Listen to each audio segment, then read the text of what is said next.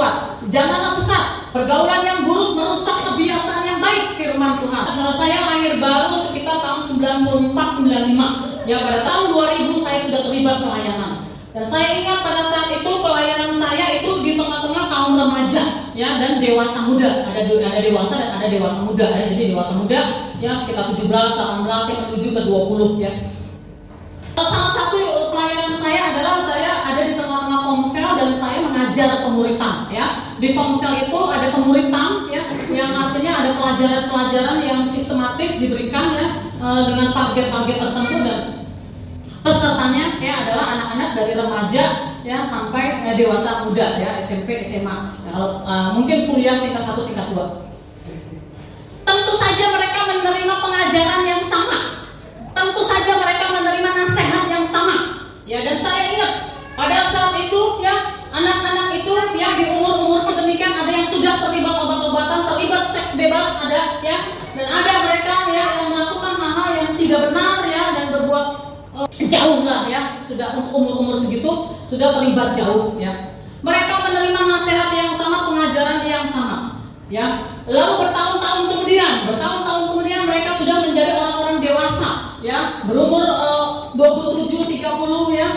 Mereka sudah menjadi orang-orang dewasa, dan ternyata saya melihat, ya, ada orang-orang yang dulunya hidupnya tidak benar, lalu sekarang betul-betul hidup di dalam kebenaran, betul-betul punya hubungan dengan Tuhan, ya. Tapi ada orang-orang tertentu yang tetap aja kayak dulu, nggak berubah, pengetahuan firman Tuhan nambah, ya, tetapi kelakuannya, perbuatannya masih sama kayak dulu. Nah, ternyata setelah saya berbicara dengan mereka dari hati ke hati, mereka yang berubah menjadi baik, mereka yang berubah menjadi baik, mereka yang melepaskan segala kecanduan mereka, mereka yang melepaskan diri dari perbuatan-perbuatan, kebiasaan-kebiasaan yang jelek itu, mereka yang berubah menjadi baik. Mereka adalah orang-orang yang tertanam di dalam komunitas yang benar.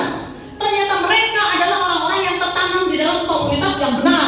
Tetapi orang-orang yang ada di dalam komunitas yang salah, yang tidak mau meninggalkan komunitas yang salah, pergaulan yang salah, mereka tetap dipengaruhi oleh komunitasnya dan tidak bisa berubah. Jadi saudara, pengaruh komunitas itu kuat.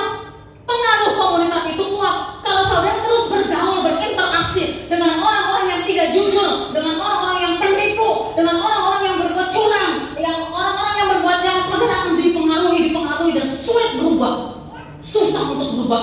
Tapi kalau saudara berkumpul, ya, interaksi, ya, masuk terhisap di dalam satu komunitas yang takut akan Allah, ya, yang menerima saudara apa adanya, yang membantu saudara berjuang hidup dalam kebenaran. Kalau saudara terus tertanam di dalam komunitas yang demikian, saudara lihat 5 tahun, 6 tahun, 7 tahun, 8 tahun dan seterusnya saudara berubah.